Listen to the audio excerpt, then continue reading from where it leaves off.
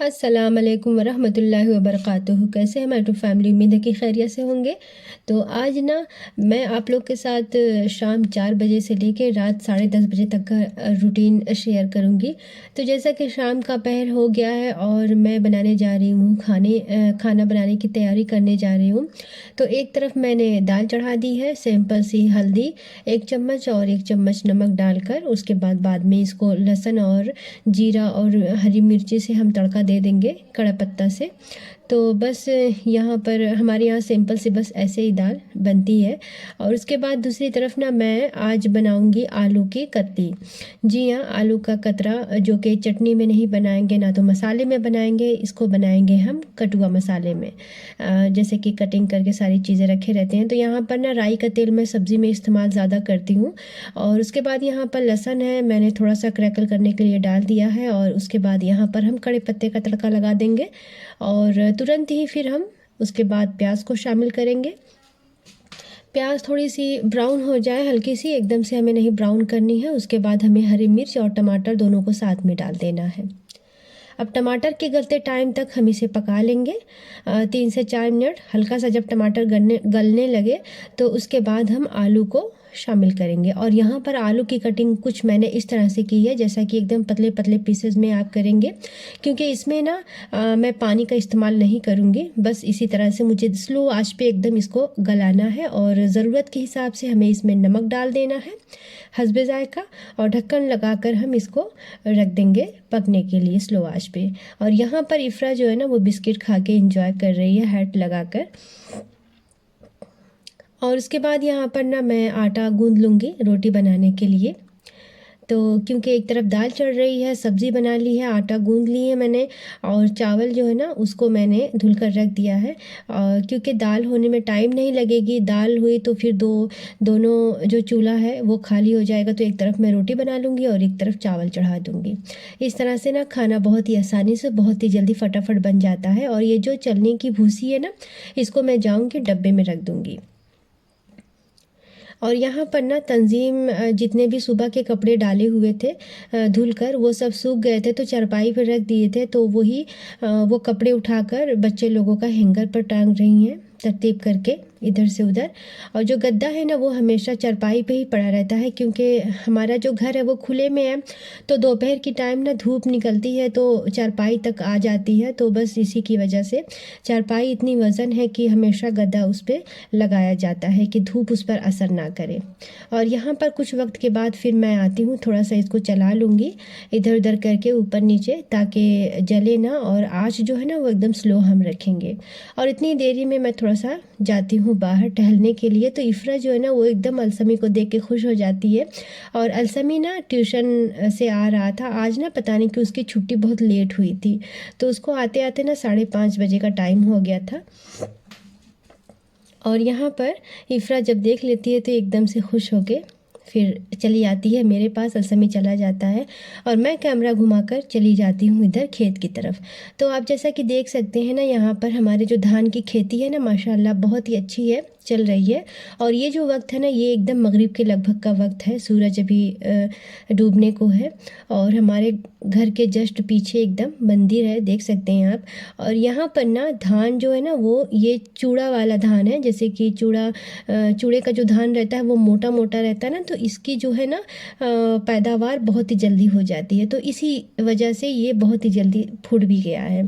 और इसकी जो पैदावार है ना माशाल्लाह इस बार ना बहुत ही अच्छी लग रही है कि होने वाली है। और दूसरी तरफ यहाँ पर ना सब्ज़ी अम्मी लगा कर रखे हैं, जैसा कि इसमें सरपुतिया की सब्ज़ी है और सेम की सब्ज़ी है और इसके नीचे है पपीता। तो बहुत सारी चीज़ें जो है ना इकट्ठा लगा के रखी रहती हैं अम्मी। अब तो माशाल्लाह ये ना फरना भी स्टार्ट हो गई है। अभी 102 दफ़ा पक भी चुकी है, 3 से 4 ऐसे ऐसे निकलती है। जैसे कि 1 पाव के लगभग तो निकल ही जाती है। अभी आधा किलो या 1 किलो की तादाद में नहीं निकली है, लेकिन इस बार ना माशाल्लाह आधा या 1 किलो तो निकल ही जाएगी, क्योंकि जो इसके फल है ना वो बहुत ही अच्छे फूल लिए हैं ढेर सारे। तो अभी पतली पतली एकदम है। और जब इसकी सब्ज़ी बनाने की टाइम आएगी तो मैं आप लोग के साथ शेयर करूँगी। और उसके बाद यहाँ पर कैमरा घुमाते हुए मैं चली जाऊँगी घर के अंदर देखने के लिए कि सब्ज़ी की क्या हाल है। अभी तो मैं गैस स्लो करके आई थी, स्लो आंच पे पक रही थी। उम्मीद है कि हो ही गई होगी। और यहाँ पर ना दाल पक चुकी थी, दाल मैंने उतार दी है चूल्हे पर से, और यहाँ पर थोड़ा सा सब्ज़ी को मैं चला लूँगी। और माशाल्लाह जो आलू है ना बहुत ही अच्छी तरह से गल गया था स्लो आंच में। और अब यहाँ पर ना हम कसूरी मेथी हल्का सा इसको मसलेंगे हाथ में, और उसके बाद फिर इसके ऊपर से हम डाल देंगे। इससे क्या होता है ना कि इसके अंदर बहुत ही अच्छी सी खुशबू आ जाती है। और क्योंकि ये चटनी या मसाले में तो है नहीं, कटुआ मसाले में है, तो इसका जो कतरा रहता है ना बहुत ही अच्छा लगता है। इस तरीके से आप बनाकर एक दफ़ा ज़रूर ट्राई करें, बहुत ही टेस्टी ये सब्ज़ी बनकर तैयार होती है।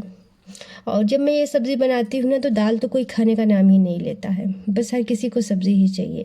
और उसके बाद यहाँ पर मगरिब की अज़ान जब होती है तो मैं चली आती हूँ यहाँ पर नमाज़ पढ़ने के लिए, क्योंकि साथ में काम के साथ साथ इबादत भी करना लाजिम ज़रूरी है अल्लाह के लिए। तो बस यहाँ पर यही मसला रहता है कि लाइट ना कट जाती है, कोई भरोसा नहीं रहता लाइट का। और मैं नमाज़ पढ़ रही थी तो फिर उसके बाद ना दूसरी तरफ मैं तवा रखी थी, तो क्योंकि चूल्हा खाली था तो तंजीम जो है ना वो आके रोटी बनाने लगे थे। और उसके बाद जो आधा किचन का मोर्चा रहता है ना वो ये संभाल लिए थे।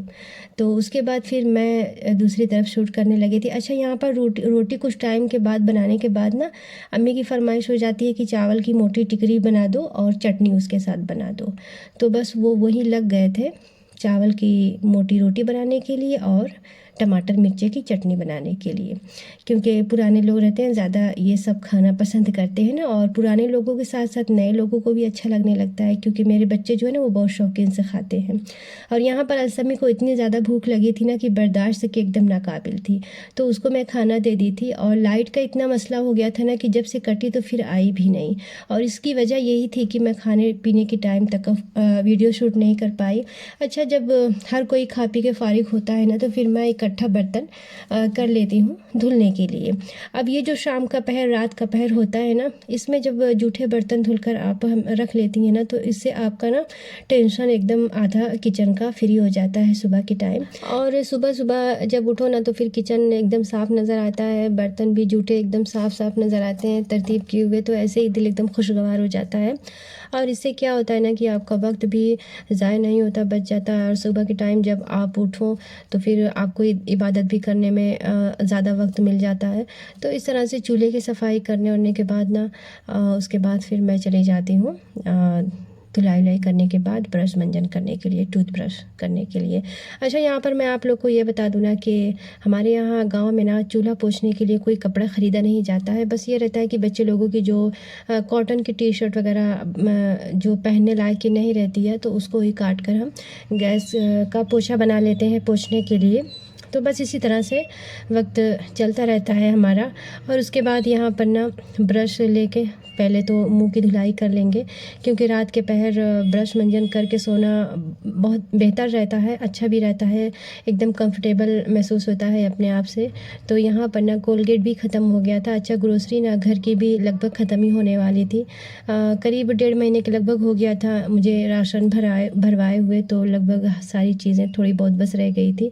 और यहाँ पर टूथ ब्रश करने के बाद ना एकदम एक अलग ही क्लीनिंग आने लगती है चेहरे से। उसके बाद फिर आप कोई भी फेस वॉश या नहीं तो फिर साबुन जो भी आप इस्तेमाल करते हैं रात के पहर सोने से पहले एक दफ़ा ज़रूर मुंह को धुलकर सुलें। इससे ये होता है ना कि एकदम चेहरा जो है ना वो फ्रेश नज़र आता है, और सुबह के टाइम जब उठते हैं ना तो जैसे ताज़गी एक नज़र आती है।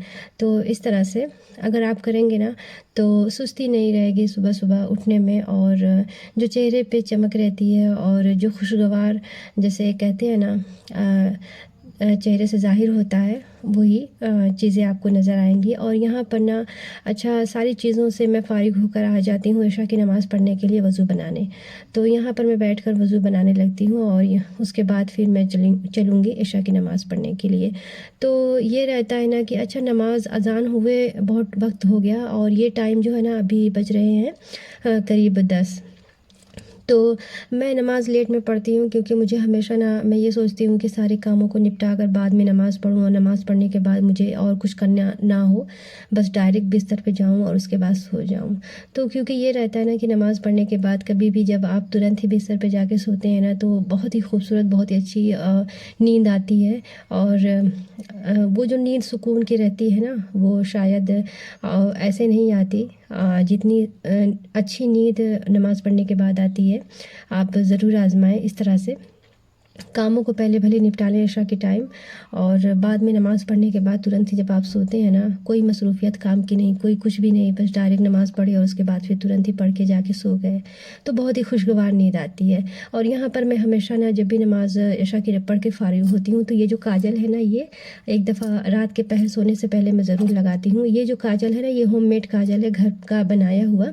जैसे कि लोग कहते हैं ना कि अमावस की रात का जो काजल रहता है वो बहुत ही फ़ायदेमंद होता है, तो ये अमावस की रात का काजल है। इसको मैंने बादाम की राख जो होती है उसको मैंने जलाकर बनाई थी, और देसी घी में गाय के। उसके बाद फिर क्या, चारपाई पे आते हैं, बेना डुलाने लगते हैं। बच्चे लोग एकदम गर्म से भीगे हुए रहते हैं, और साथ में बच्चे लोगों के ऊपर दम भी करके फूंकते रहते हैं, और फिर सो जाते हैं। तो आज का ब्लॉग यहीं तक। खुदा हाफिज़।